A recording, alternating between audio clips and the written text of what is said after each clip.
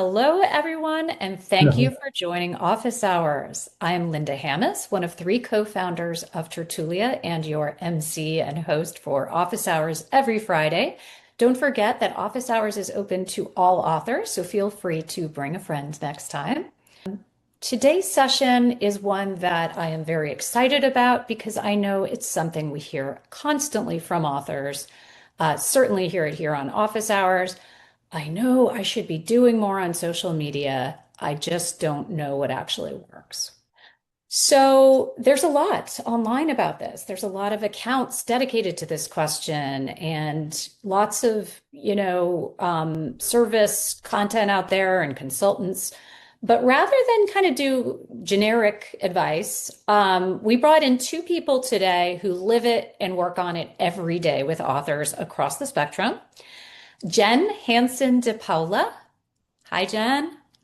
Let me introduce one of our speakers first. Now, Jen has been working in marketing and social for over 2 decades, starting in the music industry, then working with major labels in the music industry, and now helping authors through her own consultancy. And Carly Fitzgerald, and she's over on the publisher side at Atmosphere Press, where she's helping authors grow readership through tailored social strategies, community building, etc. And between the two of them and all of the wisdom of the crowd here in office hours, we're going to share some do's and some don'ts and best practices for that, especially for that 15+% on the call who's feeling a little bit unsure about how to approach social media for their book promotion. We'll talk about what we're actually, what's we're seeing actually working, what's been changing, because as you know, social media changes so much from year to year, month to month, and also just practices about how to make social media promotion feel doable and not overwhelming. Those who are time strapped or introverts, etc. As usual, we'll have a little conversation with the three of us, and then we'll open it up to Q&A for the second part of office hours. Jen and Carly, thank you so much for being here. Thanks for having us. Happy to be here. Thank you. Quick kind of lightning round opener here. I build this as some do's and don'ts and trends. So let's kick that off with do's. Can each of you give me what's a good do that you've been telling authors these days?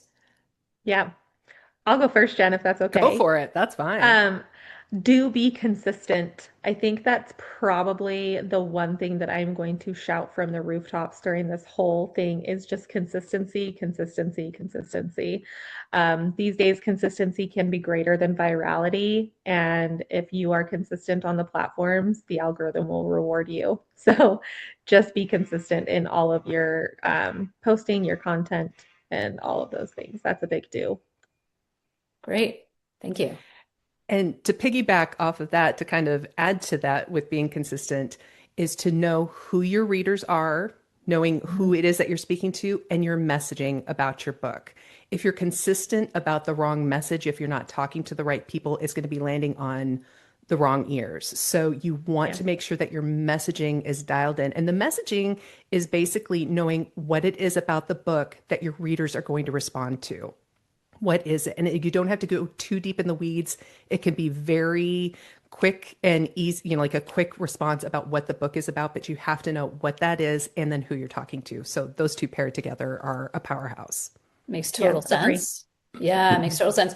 Okay, and then Jen, how about some don'ts? Okay, so do not feel like you have to act like an influencer on social media.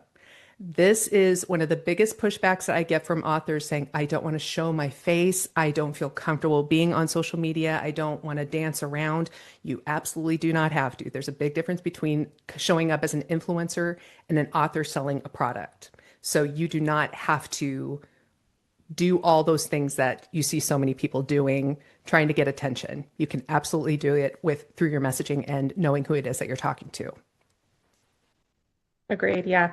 That is something that I kind of hear a lot from authors too, that they're like, I don't want to show my face, or maybe they have a pen name. They don't want to kind of, have their personal life or mixed with their author life. And I totally understand that. So that's a great point.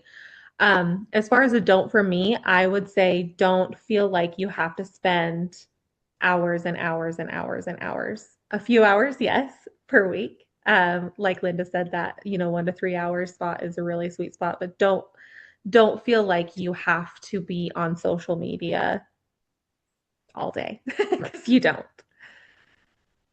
I love that point about mixing the personal in with the like author life or the book promotion. I don't know if you all had this on your radar, but a few months ago there was a major viral hit from a romance author who on Instagram dedicated her book to her toxic ex. I'm sure Jen and Carly, you followed that story very well. And one of the it's a funny story and it's a fun story and it's an incredible story and that's why the media picked it up. But the thing that I sort of hated about it is that it further intimidated authors who don't want to do that kind of thing and in fact find it kind of an anathema to the whole process for them. So happy to hear that you're emphasizing that aspect of keeping some boundaries around what you share on social and focusing on the book and the content. Great. What do you think your clients, when they come to you, often get wrong about social media that you want to steer them away from? I think the influencer, not trying to be an influencer, is a great one. Anything else come to mind? For me, I it's really about finding where it is that they enjoy showing up consistently. If they do not, I've had some clients who say, I do not want to be on video at all. That's Mhm. fine. Thinking about how do you want to show up? Where do you want to show up? Because when you actually enjoy doing something, you will be consistent in showing up. And I've had some clients who say, I I would rather eat a stick than be on social media. I'm like, okay, then let's think about how else you can connect with your audience. Do you like to write? Then maybe Substack would be a good option for you. Do you enjoy connecting with people in person? Then maybe doing events and meetups like that would be a great way for you to connect with your audience. But I do think because people discuss new books on social media, at least having a presence on one of the social media outlets where if you do enjoy writing, maybe Threads is a good option for you, maybe Blue Sky or something like that. So it's thinking Oh, first about where you enjoy or how you enjoy connecting with people first, and then we can decide from that's there.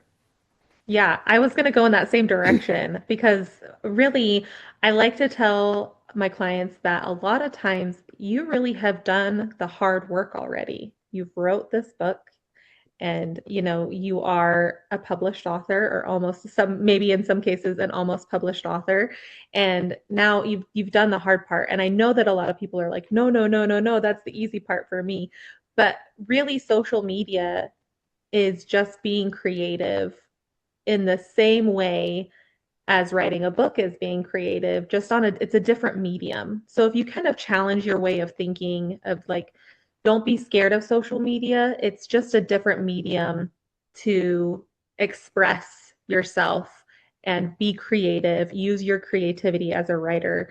Instead of writing a chapter, you're writing a caption. Instead of or an article on Substack. Those are I try to help my clients see like you are already a creative person. You've just got to change your medium. Okay, so choosing the medium that's right for you, that makes total sense. The more literary threads medium, or the more, maybe if you're in nonfiction, you're in, the LinkedIn, the sort of self-help, right? Totally makes sense. Can you share any examples? Like any client, whether or not you use their name, where they kind of found their way, where they kind of started out not doing a lot of social and sort of started incrementally building a micro community on one of these after they found the right place. Any success stories recently? Go Thank for it, you, and I'll Carly. follow. Yeah.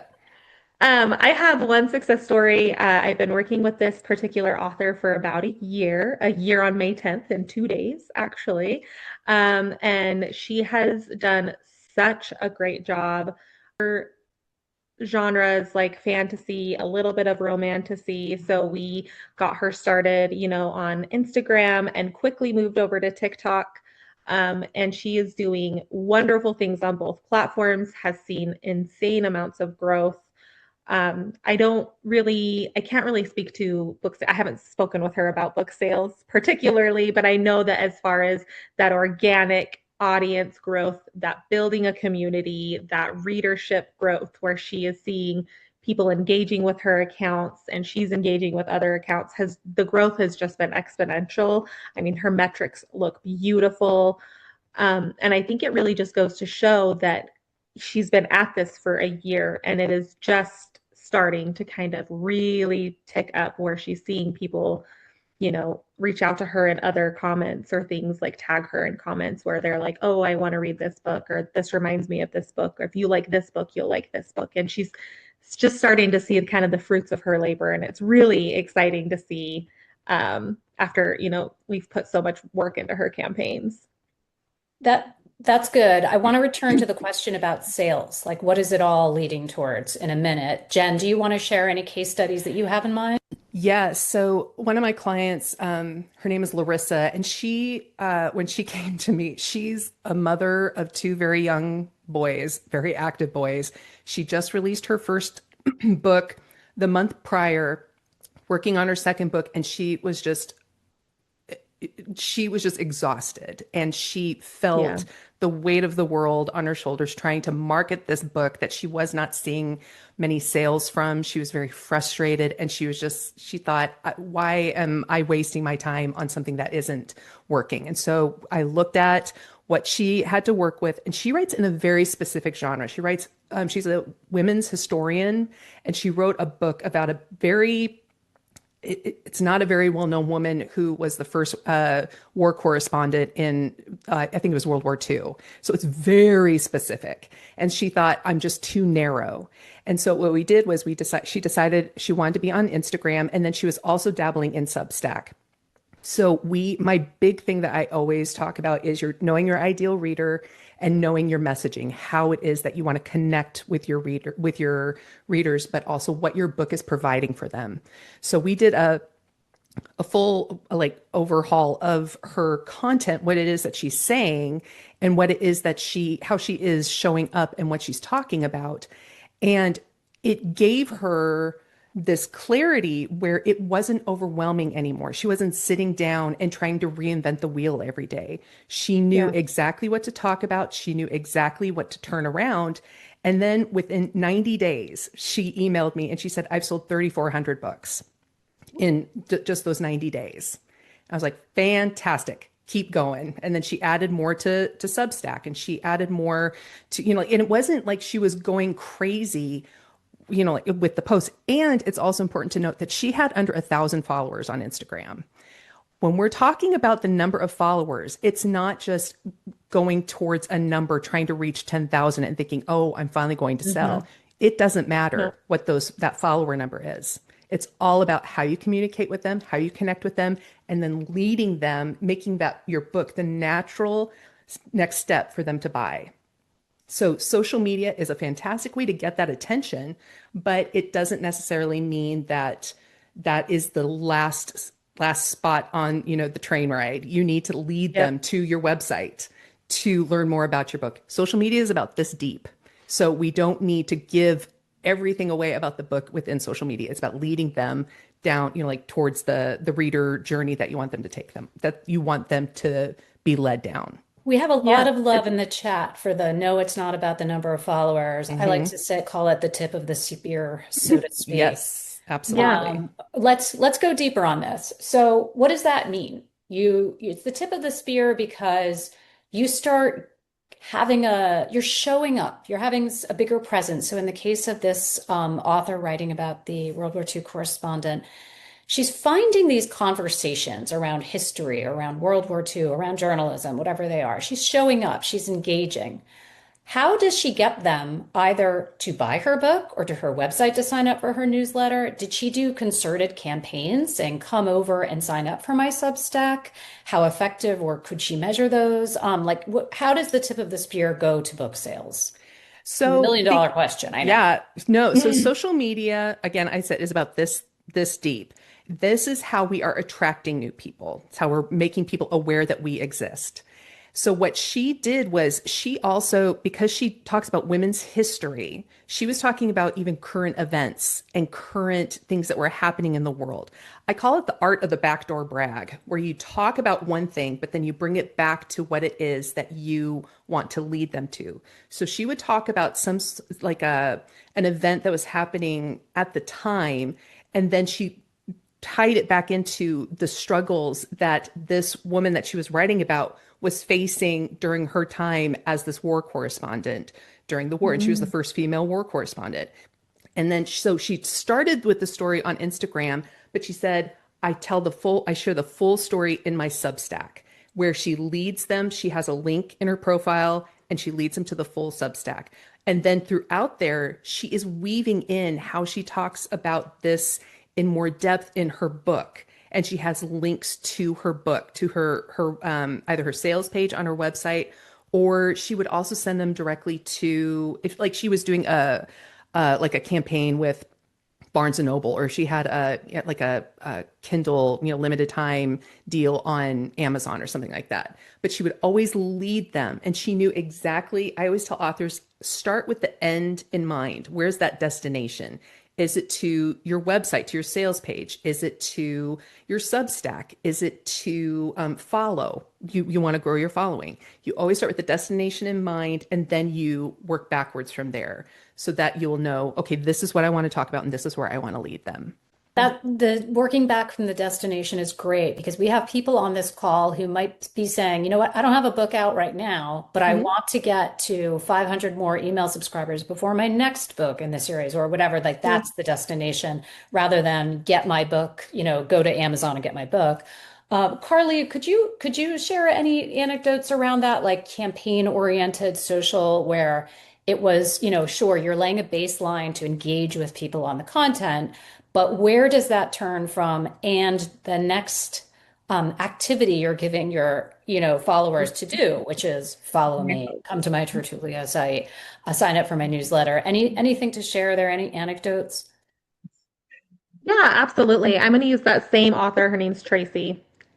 She's incredible, and she really has a gift. And I think as authors, you all have gifts as being storytellers. And I think, as I said, if you're telling that story from the very beginning of the post and the caption and the call to action, right? The call to action, like Jen was saying, like work backwards because like social media really truly is the top of the funnel. We want to funnel people down really, really close to clicking that add to cart button and following through. Now, unlike paid ad campaigns, we don't have uh, the pleasure of being able to see click through rates or anything like that, obviously, or like cost per click. If you have, 700 followers, it doesn't necessarily mean that those 700 people are going to buy your book.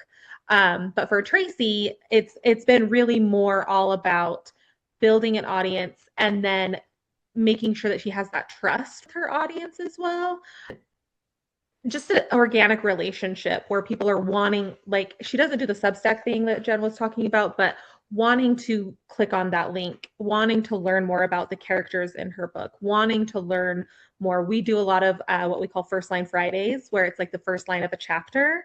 And then, if you would like more, here's the link, kind of like really pulling people into those storylines where they're like, ooh, give me more. And then, it's always up and up from there once they click on that link to purchase. Yeah, it sounds like both Jen and Carly have talked quite a bit about sampling. So, I laugh sometimes when I see the Instagram grids, which are all about the aesthetic, the Yeah, cover reveal and the aesthetic, because it's like, what is the book about? Hmm. right. And I don't want to see that in my feed. It's like repetitive. And frankly, it's actually not going to show in my feed because of that. And so I think like, it is, and I say I laugh like it's like in sadness, not anger, that I get those types of things. These are not people, these are writers, right? These aren't people who are marketers and may or may not feel comfortable. So I think like if there's one thing I could take away that you said, it's possible to get people to sample your work. And whether that Sure. sampling is leading you over for the first chapter, which is kind of a big ask, or leading you into a contemporary discussion of like a women's issue through the lens of your book. It's like sampling who you are and what you bring to the table in this micro community. I think that might be a good lens for people to think about that sample mentality. Yes, and it's really like when you think about, I'm a big proponent about driving people from social media to your newsletter or to your Substack. If that's, I call Substack a good starting. It's like a starter home. I really, that's still rented space. So like getting a traditional newsletter, I think is one of the best, and it's you can do a lot more with it, but you have to give Mhm. readers a reason to want to subscribe. So saying something just like subscribe more to, for my newsletter or subscribe to my newsletter for more, that's not going to convince them. We have to remember that they are, like swiping through, the scrolling like crazy, and we need to grab their attention. And that's why, again, knowing who your reader is, what it is that they respond to and what they're looking for, and that messaging, how that ties into your book. Someone will respond more to like, do you love cozy, witchy mysteries with a hint of magic or a hint of romance or something like that, where Mhm. you're hitting those notes of like, oh, yes, that's what I want, then you would love my new free short story where I talk about and you kind of lay out the feelings that they're going to be doing. 95% of our buying is based on feelings. So when we lean into what are the feelings, what are those emotions that people are going to experience in our book, in our newsletter content, in what we're sharing, that's when you really get them and when they really resonate deeply with your content. Sorry, I go on Yes. a tangent. No, no, no, no. I was thinking about how to it sort of connects to kind of like this is a maybe a lot to cover in our, there's a few more Mhm. things I want to sneak into our conversation before we get to the Q&A. But let's say on this call we have motivated authors who are saying, I'm going to start out 1.5 to 2 hours a week. I'm going to get going. I'm doing this. And I'm going to think about sampling and showing people what my content and who I am and like what this is really about, like a little substance, right? How can either of you share like just a very tactical approach? Like what should they do a schedule? Should they plan them in advance? What tools should they use? So I'll start with those three questions. Like what would the schedule look like and the planning? What tools can they use? And like how much do the visuals like factor into those 2 hours? I would say for somebody who's like really new at this. Carly, do you have a thought on that? Yeah, absolutely. So, as far as tools go, there are so many tools out there that you can use to batch create, you can use to schedule. I mean, literally on Instagram, you can schedule your posts ahead of time. You don't need a third-party scheduling app. If that's something that speaks to you, that's a little bit more organizational, that can show like a content calendar, then use it because there's lots of free ones or really cheap ones out there. Hootsuite, HubSpot, CoSchedule, like later. Just there's so many that come to mind, but they are available in the platforms themselves. So don't feel like you need those extra tools. As far as like scheduling and creation, I think that good content should be the biggest priority, right? Like you want to, and content, like Jen said, is appropriate for your readership. What your who your reader is, content that really speaks to the audience that you want to speak to, that's not missing the mark on messaging. So to me, I would spend a good half of that amount of time in content creation, whether that's writing, um, captions, doing, making sure that you have great imagery, graphics. Canva is a great tool to use for beginners. If you would like to create graphics, things of that nature. And then really honing in on, I call it my 15-minute rule. It's what I tell authors to do every single day. 15 minutes before a post, 15 minutes after a post, be engaging on the app. So whether that's you're searching hashtags or, different posts that maybe are in your niche or maybe authors that are similar to you or other books that you would like to read, and you are going out into the community and you are also giving to the community because it's a give and take relationship, right? So you are liking, commenting, sharing, and doing all of those things, not only within your own micro community on your page, but with other pages as well. So utilizing that 15-minute rule, utilizing any scheduling, uh, components, whether that's CoScheduler, any other platforms, or just on Instagram itself. And then just really good quality content with quality messaging that kind of hits the mark with your readership. I hope that answers the question. It's great. Over delivered. And I hear you. It's like there's so many tools that, and I've written about this and ranted about this that there's like too many tools. So Yeah. like maybe it's a like, what's the one tool you should have? Maybe it's just Canva. Like that's it. Like, Canva is like the baseline of what you should have. yeah. It's easy, it's very intuitive. There's a free version, and it's a really, really great tool for beginners doing graphic design. Ooh, we have lots of great questions popping up here. Okay. We talked a little bit about kind of what works with creative, being specific about your community and like high quality content, consistency. All that stuff's like fairly intuitive. It's like sitting down to do it. And I love the 15-minute rule, like create a rule for yourself. I think that's really sensible. Can we, can either of you share like two or three more questions? What, any particular trends in terms of like the format? I think, there's some tried and true things like book recommendations and Bookstagram. It's always going to be there, right? I mean, it mirrors real life conversation.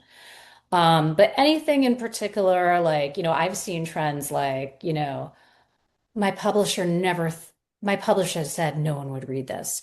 And they feel a little gimmicky to me, but like, I guess Mhm. people do them because they work. So I'm curious if either of you can share things that are kind of trends you're seeing that like you actually would recommend.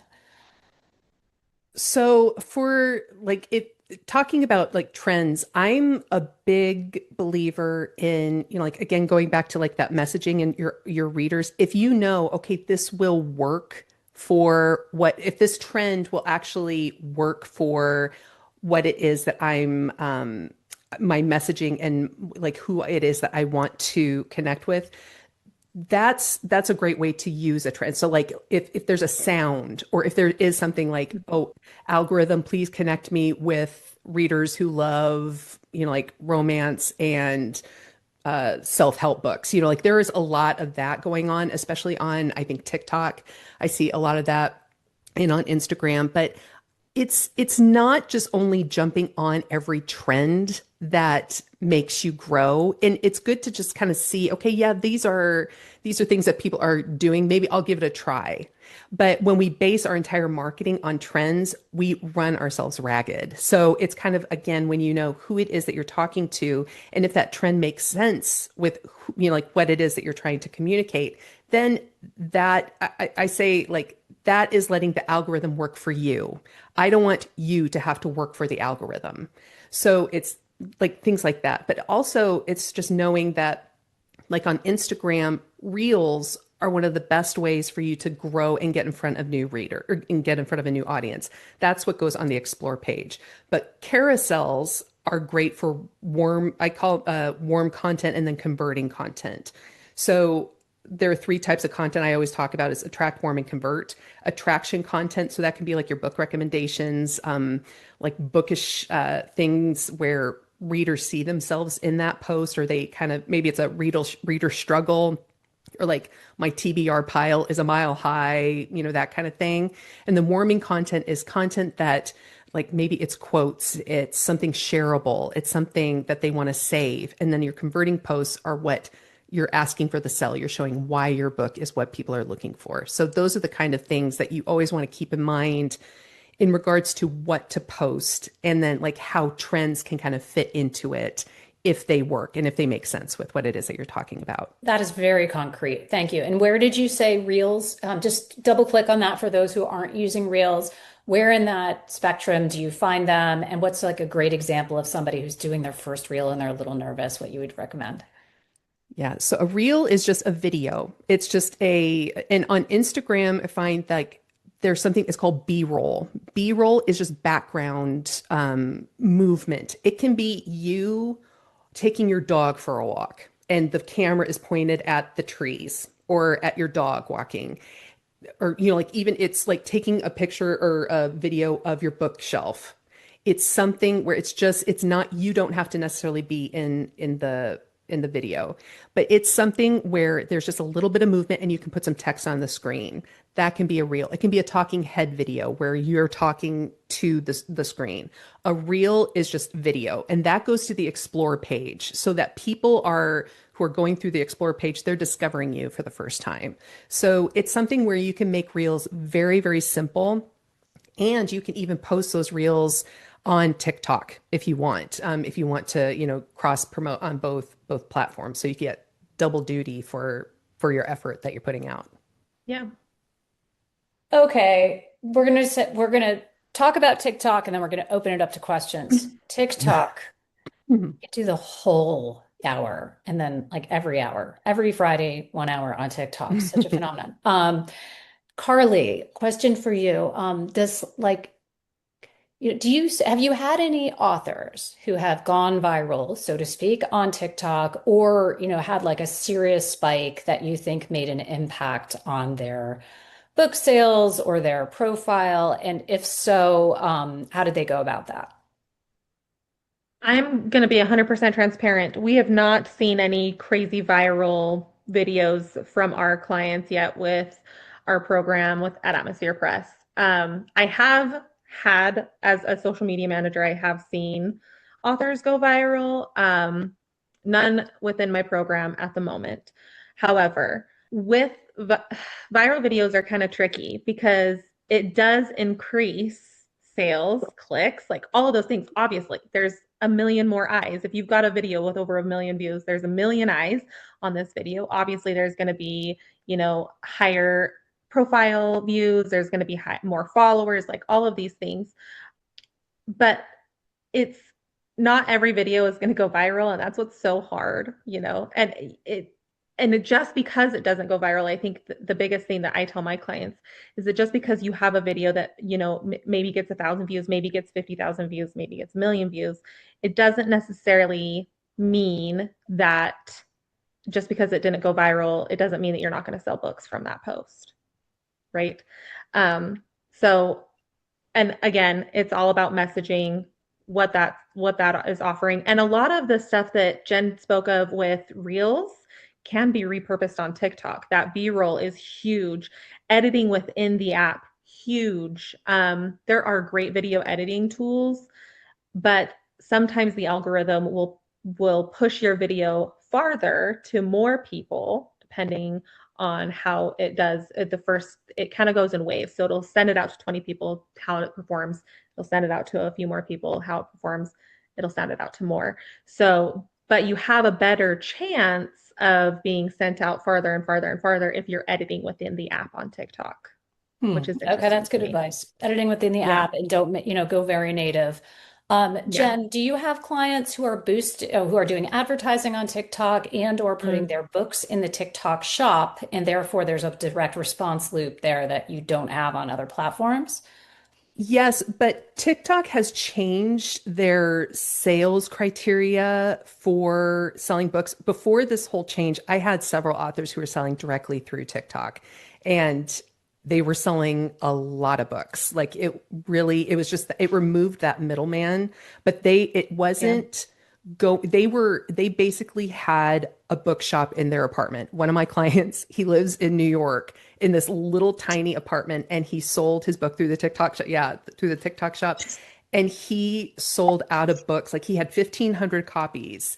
Like, and he took a picture of it, and he was frantic trying to, ship all of these books out. So there is a bit of a there, like if you have the capacity to do the mailing and to do all of that, it does help, but it's always thinking about that reader's journey. So if, like going back to the virality, I've had several clients go viral, and some of them have just been by accident.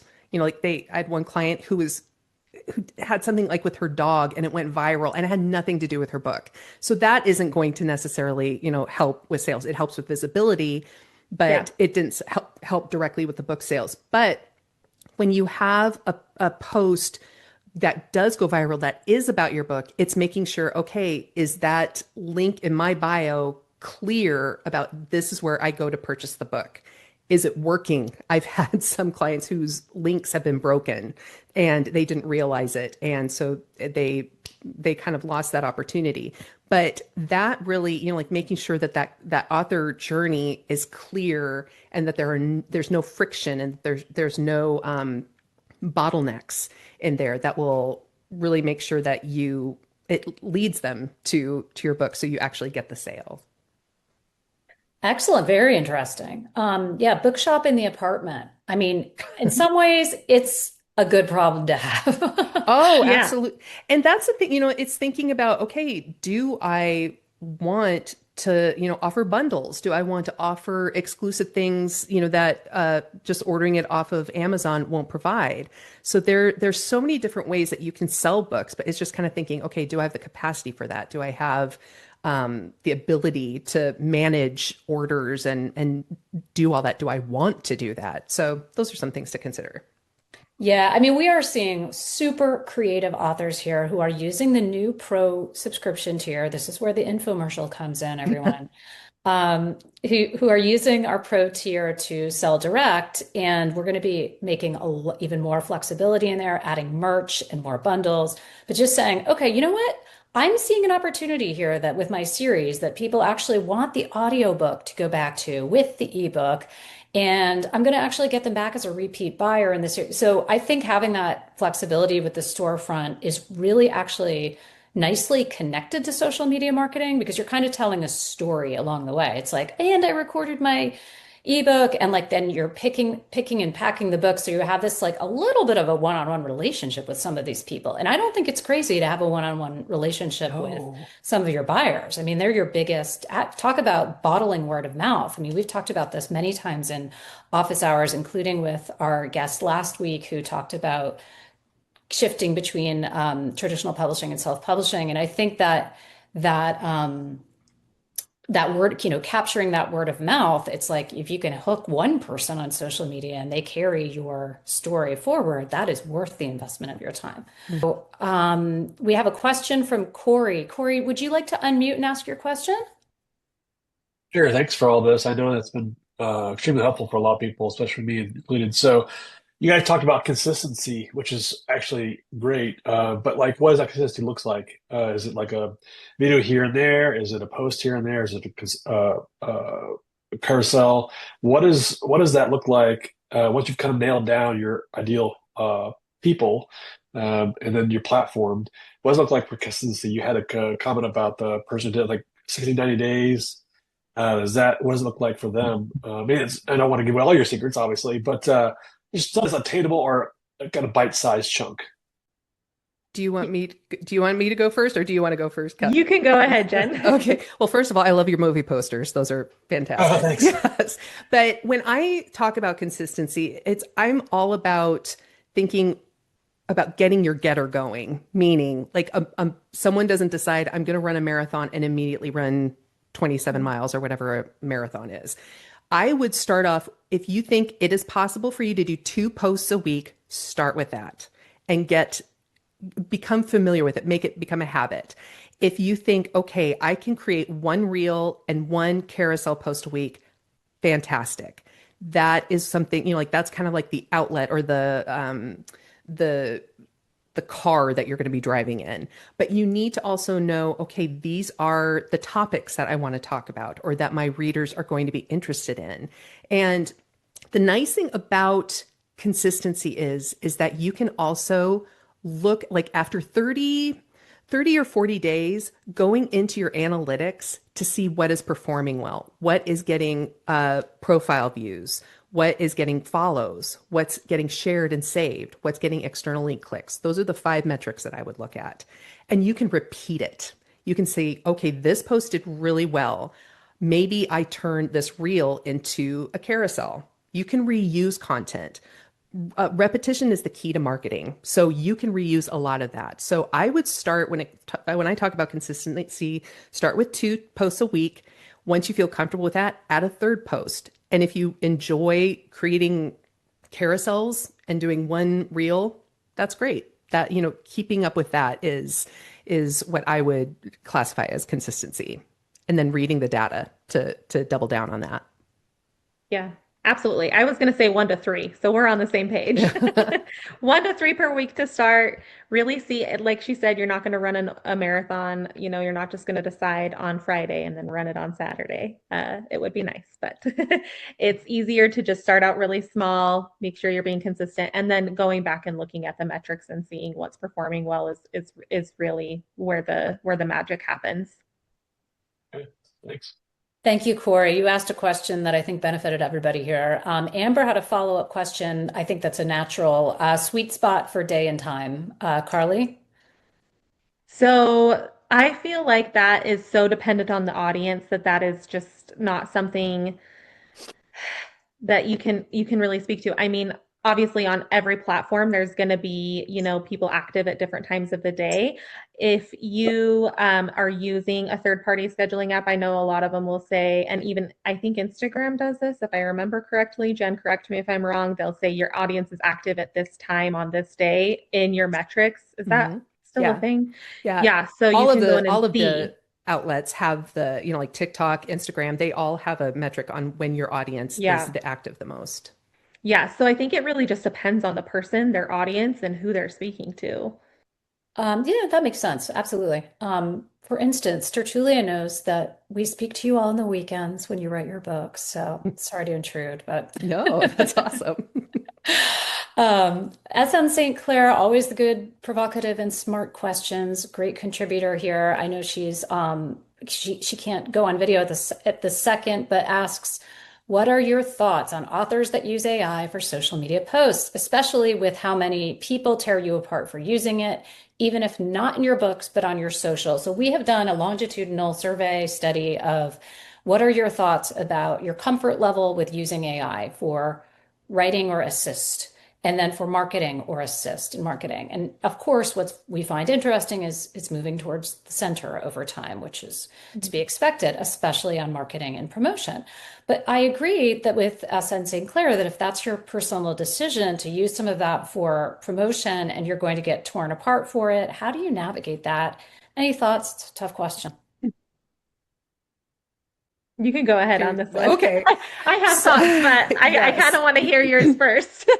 Yes. So the big divide that I see with authors is I agree with the stance that AI should not be used to write your book. That is that. When we get to the other side of should it be used for marketing, whenever I see authors that are very anti-AI, they're like, well, maybe with marketing because they think, okay, it's a time saver and all of that. I am never going to tell an author you need to do this or you need to do that. I have certain views on certain things and they have certain views on things and they need to kind of come to what it is that they personally want to do. But when I do say, if you do use AI for your marketing, and I do think that if you can have a tool that helps you to get ideas or to kind of help you brainstorm, and if you use it as a tool to help you not to just completely write everything, just to put in a prompt and then copy and paste without even thinking before you post it, that's like I think like when you can use AI as a tool and when it's not the problem is that everything starts to sound the same when you use AI. Mhm. You can really there are real glaring lights on, like, okay, this you can tell this person used AI. So if you can use AI in a way where it's taking what it is that how you want to connect with people, that messaging and who your ideal reader is. And if it can give you some ideas that you can kind of jump off of and to create and craft to make your own, I would never tell an author, don't do that. But I would say, like use it in a way that maybe sparks some ideas that does help you to kind of use it as a jumping off point. But when we just kind of use it and say, give me 20 idea, content ideas, and then it just runs down this generic list, it's not going to make you stand out. It makes you just kind of blend in with the rest of the noise. And so that's my very general response to that. Yeah, it's interesting that even as the AI slop, so to speak, gets better quality, like meaning maybe the images are better or it's more quote unquote lifelike, it's even with that, it's more samey and it's, I think, really ruining the delightful side of social media. Yes. So let's all try and fight that. And it's I made a joke the other day about how, just this idea of like authenticity is my aesthetic, which is like kind of a disgusting phrase in and of itself. But I think that that is kind of like therein lies the problem. It's not, Hmm. oh, you shouldn't be motivated to be yourself for marketing purposes. Yes. This is actually, an opportunity to like truly connect with a reader for the Right. Yes. same reason Right. that you decided to write the book in the first place. Hmm. Yeah. I really think too, it kind of becomes really crazy in the fact that especially I find this on LinkedIn a lot. Like people will write long, lengthy LinkedIn posts and then people will comment using AI and it's like two robots talking back and forth to each other. And it just can get really, really convoluted and like it's not at all what social media is meant to do. And you're like you Hmm. said, Linda, you're not connecting with anyone. No. I 100% agree that it is a valuable tool as a jumping off point. I think it helps with, creativity and it helps ideas flow and all of those things. But I definitely would agree that let's refrain from copying, pasting the M dashes. Yeah. Another very specific question from Rochelle. How do pen name authors promote ones who cannot connect to their real self on social media? I have a I have a friend who uses a pen name for her account and has definitely gone viral like several times over the years with her account. And it is so hard not to use her actual name in the Yeah. comments sometimes. I have almost really come close to the sun there. But it's a fun, it's living a double life. So I'm sure it's challenging for her too. Any thoughts on how to handle that one? I I have a client, sorry. No, go for it. I I was going have to ask. Yeah, I have a client that uses a pen name. She started with us about 9 months ago, and she quickly moved between programs with us and has grown a great following with her pen name and has done a fantastic job. She is a psychotherapist, so she has to have a pen name. Like she cannot, have that kind of personal life. So what we did is we just created an author brand surrounding her pen name, like just a completely different persona. It definitely is like flying close to the sun when you're trying to you have, as an author though, you definitely have to switch back and forth, not just, physically switch your accounts back and forth. Don't forget to do that. But also kind of flip flopping back and forth between the two, your you yourself as a person and your author persona and just building a brand around that and just keeping them completely separate. It is tricky, but it's definitely doable. And also remembering that you don't have to share personal things online. Yeah. I always tell No. authors there's a line in the sand. You can say, I want to talk about this, but I will not talk about that. So, for example, Mhm. like on Instagram, I don't share any personal things in my feed. I'll share like a personal, like a picture of my son in my stories. That's kind of my line in the sand. And it's also to remember that your social media, and I know that this is tough to hear, your social media isn't about you. It's about your readers. And it's showing readers why your book is for them, what it is that your book provides. Yes, they do want to see, like if you are willing to show your face. I have many clients who, for whatever reason, they don't want to show their face in their posts, and that's fine. But it's really communicating, this is what my book is about. This is what you're going to gain from it. This is what the emotions that you're looking for in a book it's going to be provided in there. And this is why you should purchase it. You don't need to share everything online. Again, you're not an influencer, you're an author. So it's talking more about the book and the experience that they will get. Very helpful. Thank you. Maureen asks a great question. This goes into the category of, the call to action. So you've created a little bit of a relationship, you're kind of growing your community, and then you bring them over to sample your work, or you have them, check out your Substack with a free subscription, et cetera, whatever that call to action is. She's asking, how could you connect with online book clubs using social media? That seems like a hard one because it's like you're you're almost like it's almost like you're trying to market to like influence them to read your book. And I think it could come across as very forced, but perhaps there are some creative or kind of gentle ways to do that. Any thoughts on that? Jen, you're nodding your head. Yes. So when we think about book clubs, we automatically think, okay, Oprah or Reese or something like that.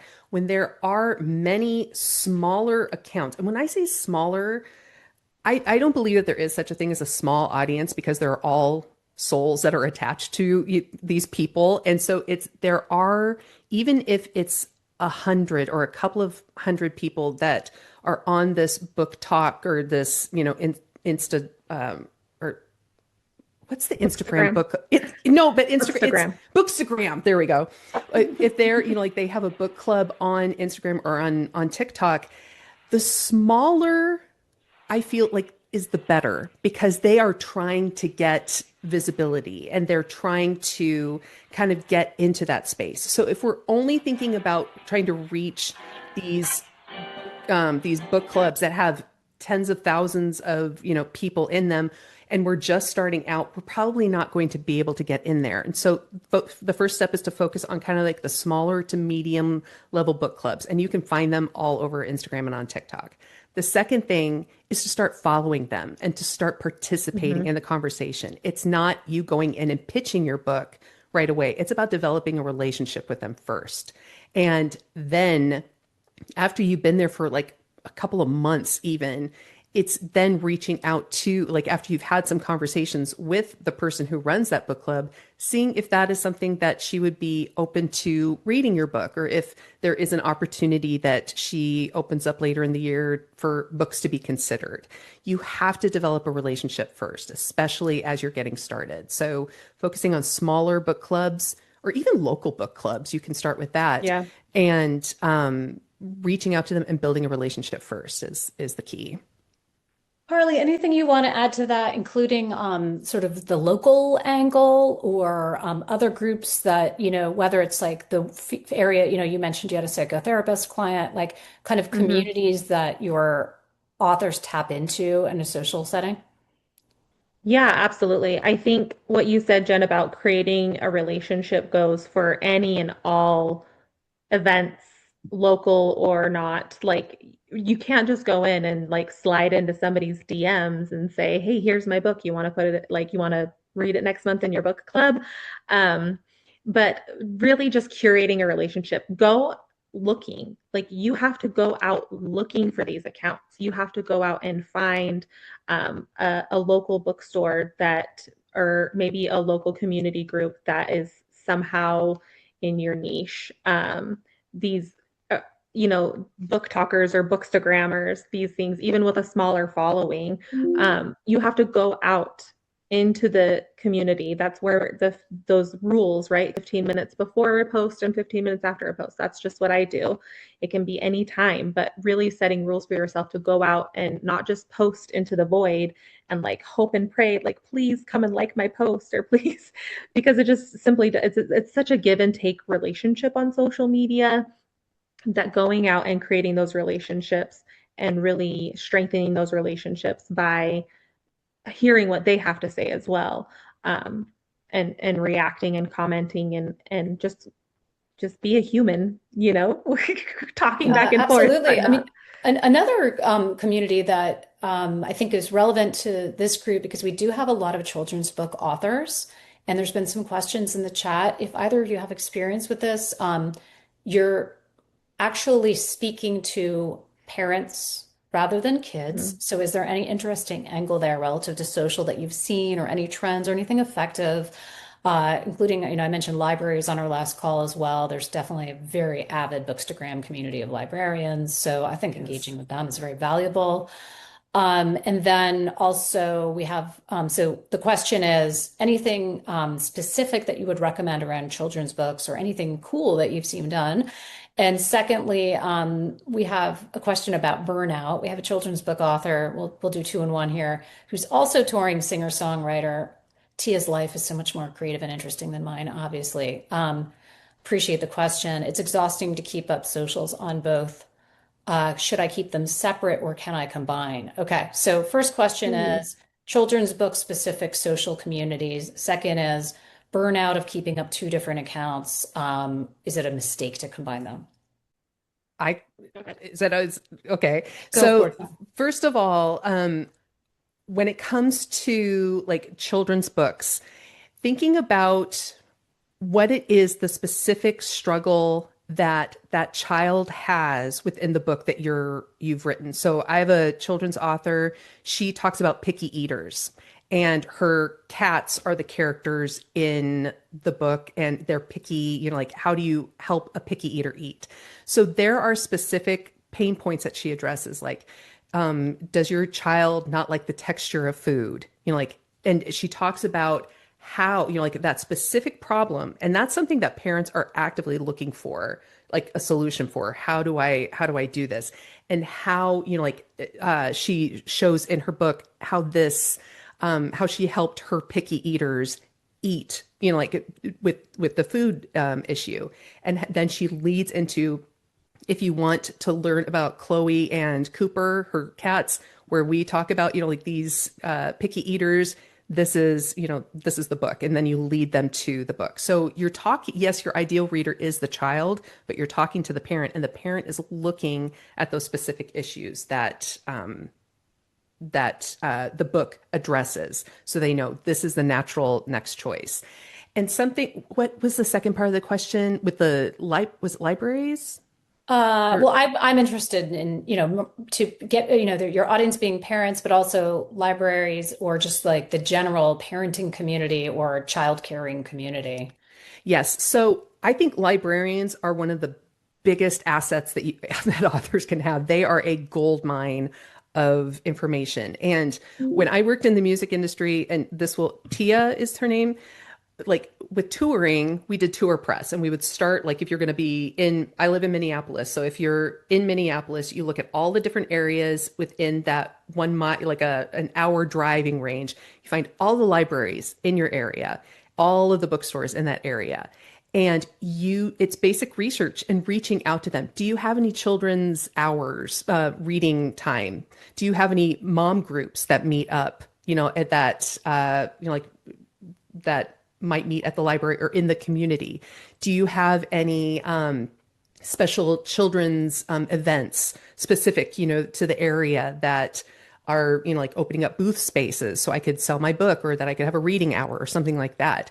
And you're really just making a list of all those areas within your community, and you are making a list and just checking them off, because there is so much within just your vicinity that you can tap into.